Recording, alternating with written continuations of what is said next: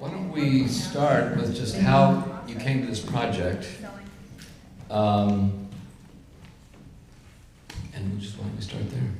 Yeah, how did you come to this project? Heidi, thank you. You're welcome. So I came to the project because I learned a story after my mother passed away about her being involved with anti-nuclear actions after Hiroshima and Nagasaki. The U.S. Began developing our nuclear arsenal, and they blew up 100 atom bombs in the Nevada desert above ground. And at first they hid this fact, and then people said, gee, we think there's something going on over there. There's some mushroom clouds. And the government said, oh, the radiation isn't spreading beyond the Nevada desert, it's contained. That proved not to be true. There were scientists in St. Louis who did a survey and determined in gathering baby teeth from all over the US that, in fact, they found strontium-90 in baby teeth and increasing levels of strontium-90 in baby teeth as the bombs increased.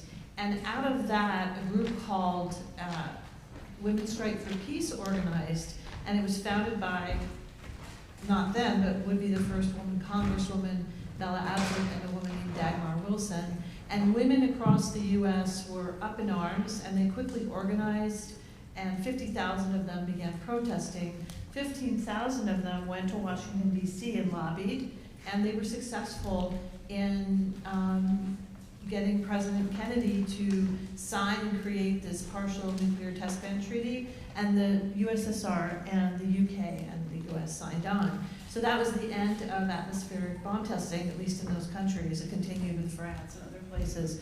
But this story I thought was remarkable, and I couldn't believe that my mother had never told me this. And I was struck by the fact that it was women-led, that it was really countering a kind of masculinist, very male industry. And you know, if you've watched Oppenheimer, which probably many of you have, it's really male-dominated. Policy's always been male-dominated, and it continues to be. So I was really fascinated with that contrast of the women protesting and actually being successful. President Kennedy was sort of famously known to say, oh, those mothers, you know, and this whole idea that also that the milk, so cow milk and breast milk had the strontium-90 in it. So this idea of, you know, women and maternity and domestic issues.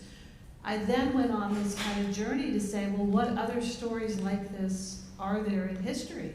And so I spent the past 20 years doing that and became kind of the person people invite to come and speak about it as an issue globally, working on Fukushima and many other places. And I was invited to come speak at 3 Mile Island to come talk about this issue. They were having a commemoration for the anniversary, which happens every year, the same day and time. And I thought, I was sort of talking with a cameraman about, maybe we'll make a film about this issue. We didn't know where. We were actually looking at Indian Point, down in, you know, right outside of New York City. And I knew a lot of people there doing this work, mostly women. And so I was invited, and I said, well, it's, you know, no budget. It's inexpensive for us just to drive over to 3 Mile Island. Why don't you bring a camera? You know, we live in New York. Why don't we just drive there, bring a camera, and see what we find? Because I was going to be speaking, and there was this event. Well, someone mentioned to us that before the actual conference that they were doing, people gather every year outside the nuclear power plant at the exact day and hour that the meltdown began. And so we thought, let's go. So that's how the film opens. And once we met those 4 mothers, that was it. We knew this was our film. So that's how we got here. Great, cool. You know, it always seems strange to me that we recognize the atomic bomb as this ultimate destructive, contaminating device, and we then started blowing it off in the Nevada desert a couple times a month. I could never, the logic on that never really made sense to me. John Wayne, you know, was taken out to observe one of these tests and believes that the lung cancer that he died from was a result of it. Well, also where those films were shot, Mm-hmm. it's contaminated with uranium. Yeah. So, anyway. On native lands, by the way, which remain contaminated, because that's where all the uranium was extracted from. And that's my next film. But Yeah. it's still contaminated, and there are high levels of cancer today on the Navajo Nation. There are hundreds of open pit mines where they were extracting the uranium for both nuclear weapons and nuclear power, which we still need uranium for nuclear power, and never cleaned up. People are very sick, their water's contaminated today, and most people don't know that. They don't know about the full cycle and the environmental racism piece that continues today. A lot of indigenous, which wasn't touched in the Oppenheimer film really either. How did you react to the Oppenheimer film? You want an honest answer? Sure. No, I think you should fool us all. Okay. This is a pretty easy group to pull the wool over their eyes, right? Yes. Well, I mean, I'm glad that the issue is being brought to the public's attention and we're thinking about it. But I had a social media post where I said I think it should be retitled "Poor Oppie," and or let's give every Hollywood actor a job, male, every male. I mean, there were just sort of these. I felt, so it was very masculine. We didn't have any, there's a lot of stories with women. I mean, Lise Meitner was the person, the scientist who conceived of the idea of splitting the atom. I think she was, maybe her name was mentioned, but we don't know that. She was, cheated out of getting the Nobel Peace Prize. Her partner, she was an exiled Jew, and so she had no access to a laboratory. She sent it back to a laboratory in Germany, I'm forgetting whether it was Germany or Austria, and the scientist who got to put into action what her theoretical conception was, he got the Nobel Peace Prize and never in her life, in her lifetime or in his lifetime acknowledged it. So there's this, I've just dug up where there's so many stories of women. So here, and then there's the whole indigenous piece where that wasn't empty land. That was land that was lived on by indigenous people, where the Trinity bomb there's a whole story of downwinders. That's also land of indigenous people. They were exposed. And there is this kind of reparation act happening in some places, but it's not enough, right, this acknowledgement. So there's a whole and then there are all the women who were anti-nuclear activists and fought it. And obviously you see it's a group of men mostly, right? And decisions were made to actually detonate it by men. Not to say they weren't men who were opposed. So I feel like a lot of pieces were left out, particularly the environmental racism piece, and too much focus on him. I feel sorry for him, but I feel a lot more sorry for the people in Japan. Right? We didn't really see that. We didn't know their story. So that's my response. Okay, well, you should be a film critic. I thought there were. Some people argued that the development of nuclear power was in part a public relations effort to normalize nuclear weapons. That once we say the atom is our friend, then we can, look away from what is arguably a war crime, even in its conception. Yes. There's no way to use a nuclear weapon that does not constitute a war crime under international law because it indiscriminately targets civilians. Absolutely. And that's the fundamental definition of a war crime. And so I think Oppenheimer's result has a huge responsibility if you're going to make that movie. And I don't know that it fully addressed that. You end up pitying him rather than really looking at the consequences of what was created. And so I just feel like for that story, it's so important to help people understand the repercussions of what he developed. And then the focus became how he was mistreated. So, but my fellow activists have been trying to shut me up because they feel like, here is this vehicle, shut up, it's getting people's attention, it's a good launch pad for us. I don't know that it is. It's a big Hollywood movie with a bunch of pretty people, and I don't know. We'll see. We'll see. I hope it will help us with distributing this film. We'll see. Yeah. And because people are paying attention. But if you don't, I really think it's horrible not to tell the story of the Japanese who were the people who were bombed, and it's a horror. I mean, I've been to many events with the Hibakusha, who are the women and men who lived through the atom bomb in Hiroshima and Nagasaki, and that is just unbelievable. Those people are incredible, and the Navajo and the Shoshone, who continue to be knowing. I mean, I teach in a classroom about this. My students have never heard about what's happening and continues to happen to the Navajo. They have no idea that we are inflicting on them ongoing colonial violence. It's not history, it is present. I mean, they're very upset. There's a lot of articles out by Indigenous people talking about the legacy of sickness in their family from those tests, from Trinity, and from the ongoing tests. I mean, shortly before Dan Ellsberg died, he addressed the issue which he felt was the most important lingering issue of nuclear weapons. And people said, well, you know, he said, it's argued that nuclear weapons have not been used again. He said, but they're used all the time. I mean, they're being used right now in Ukraine in terms of, oh, we can't do this because if we do, Putin will use nuclear weapons. Well, that's actually the use of a nuclear weapon to dramatically influence a power dynamic in the war that is happening there. And it happened in Vietnam also. There was that whole period where Kissinger sort of went to the Vietnamese and whispered, said, be careful, because Nixon's a madman. And we know what that means, you know, and that's documented as part of the strategy that was used to intimidate the Vietnamese, was that the United States could use nuclear weapons there. So that's an interesting concept, with such a destructive weapon, that it can be used short of using it. Well, and it is. The other thing most people don't realize is that all of the locations where they make nuclear weapons, right, which means, you know, refining uranium, developing plutonium, all of the, you know, you need to develop the materials, and they're all over the U.S. They're in Colorado and Hanford, the Hanford site in Washington State, they're just these sites all over, and they're hugely contaminated. They've been covered up massively. If you look up Hanford, what's going on there, the massive amounts of plutonium.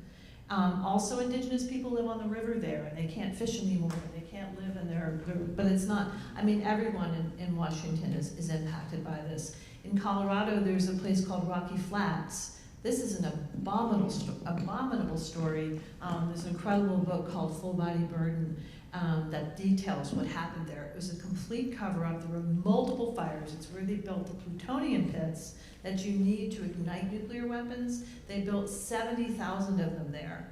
Everyone living around it had no idea what was going on in that factory. And they were being contaminated all the time because the plutonium would burn. They'd have these fires. You can't just put water on them to put them out.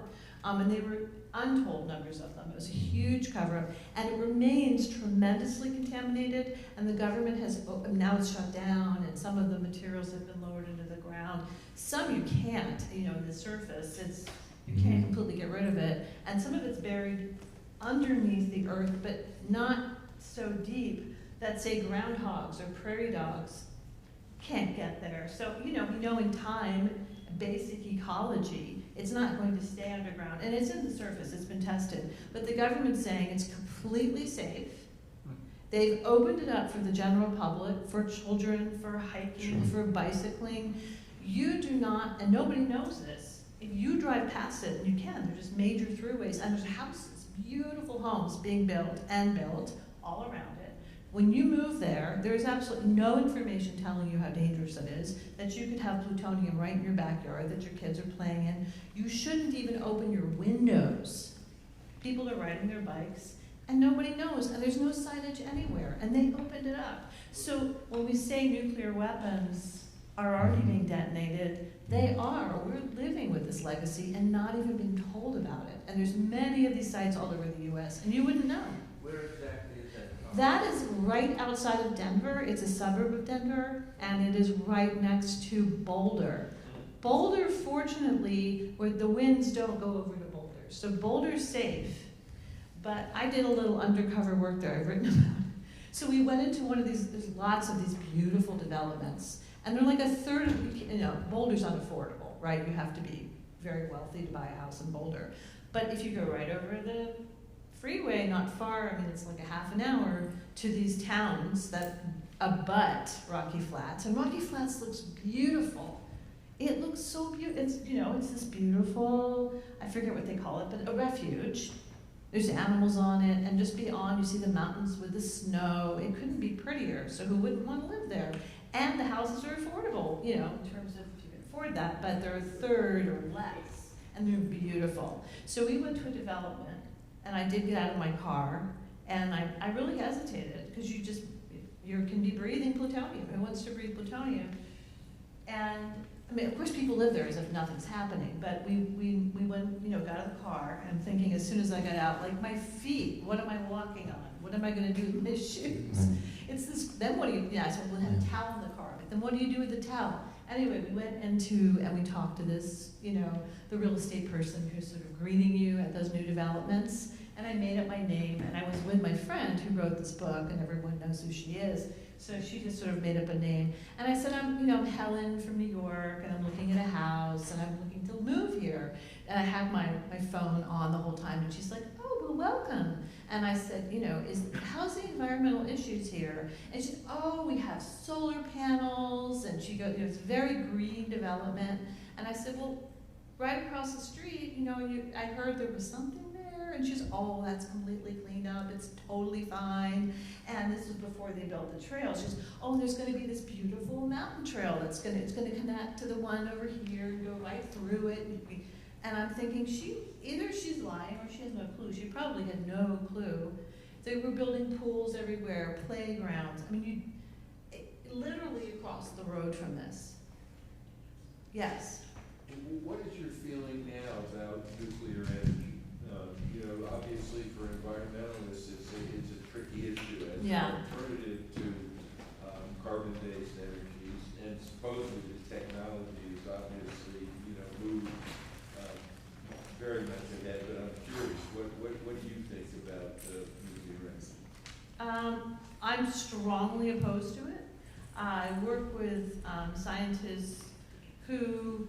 There's someone named Mark Jacobson, if anyone's interested. He's at Stanford University, and he runs a department on climate and energy, and he is an engineer, and he's just done massive research on the solutions to climate change. And he has, massive studies for every state and what we can do. So it obviously depends. If you win one place, let's put, you've got solar in other places. He absolutely says that nuclear power is 5 times more expensive than the green renewables, and so that's a big issue. Even aside from safety, why would we spend 5 times as much, right? We can build out. Also, there's a time lag. You cannot build nuclear power plants quickly. You don't want to build them quickly, and even if you could. We don't have that kind of time. They definitely take more than 10 to 12 years, and everyone's saying, we need it now. You cannot build them in the massive numbers that you need to make a difference. And then you have all the problems I mentioned, which is what do you do with the waste? We still don't have a solution. Every nuclear power plant site is a contaminated site forever.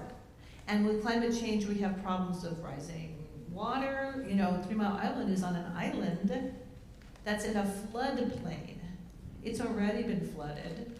And they have 0 plans to get rid of that waste. There's no place to put it, frankly. But they're not even implementing.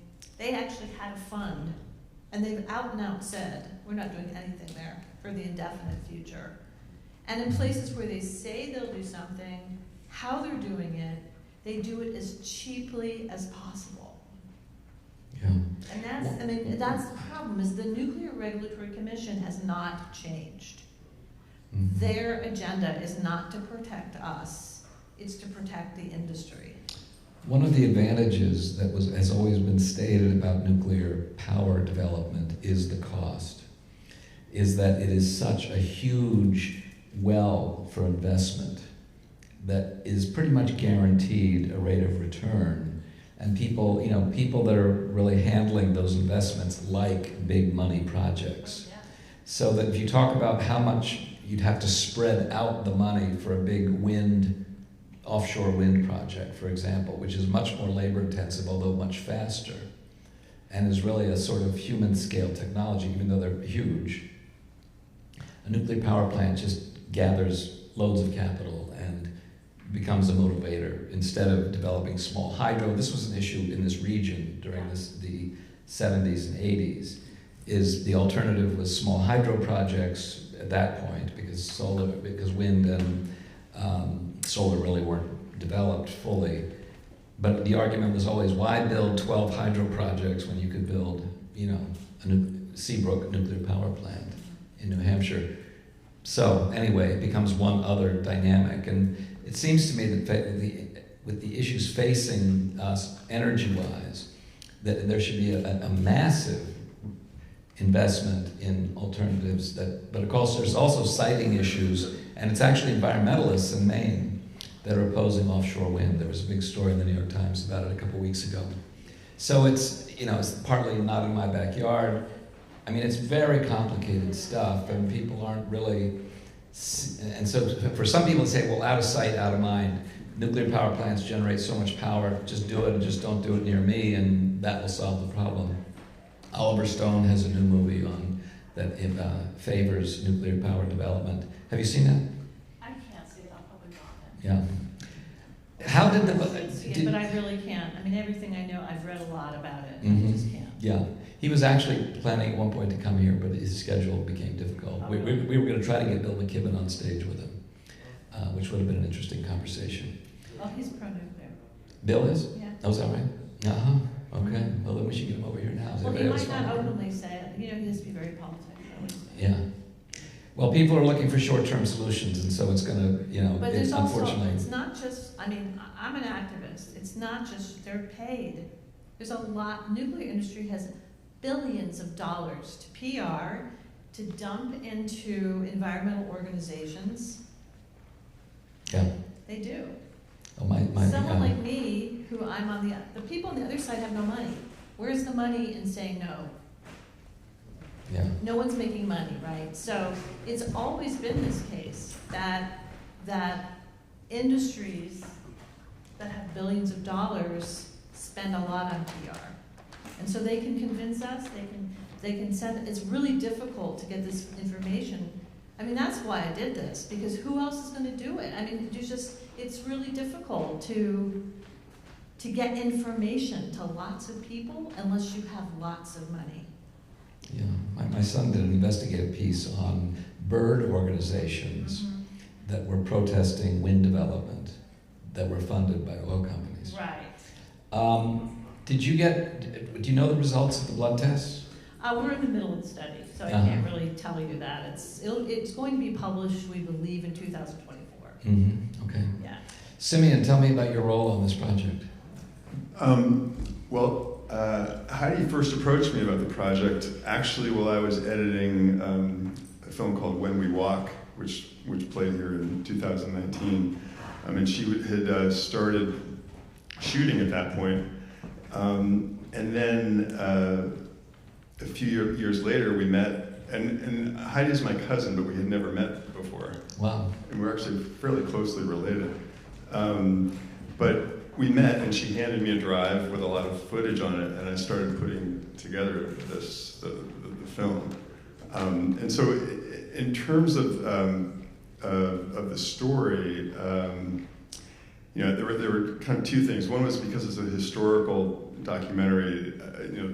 The important thing to me was to try to immerse people in that story, take them back to that time. Mm-hmm. So that was one of the goals in it, and the other was to make it as compelling, the argument as compelling as possible, because this really hadn't come out before. It's never been presented in this way.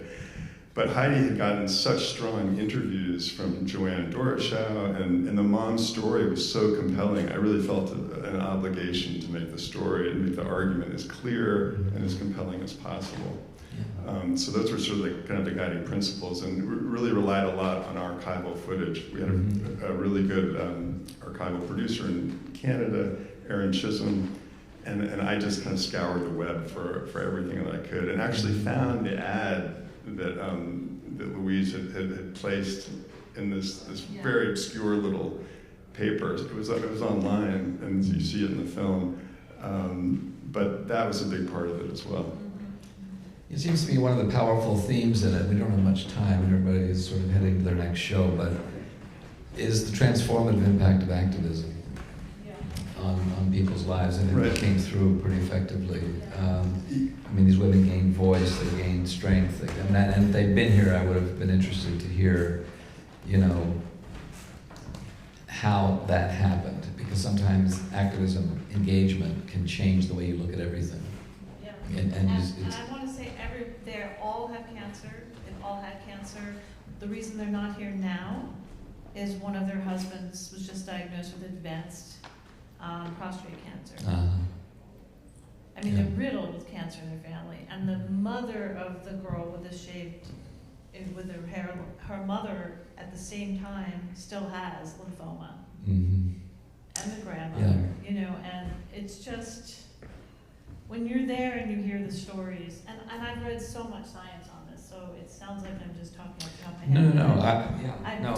I've 20 years of research. A lot of Vermonters got very active on questions of nuclear power, and and one of my questions on Oppenheimer, I mean, if the development of a nuclear bomb that was detonated is a war crime, which arguably it is, why would we make a movie, a sort of humanizing, normalizing movie about a German who was brought to war crimes? You could look into the funding, which would be difficult. Yeah. They've always done that, right, in Hollywood? Yeah. A lot of war films are funding it to kind of promote war. Yeah. Yeah, I think the film goes a long way to normalizing nuclear weapons. And even creating an historic, an heroic stature for their development. And they didn't really show how much Einstein was against it. Precisely. So if you were a scientist engaged in this project, you had to make a moral decision about. And a lot of people left.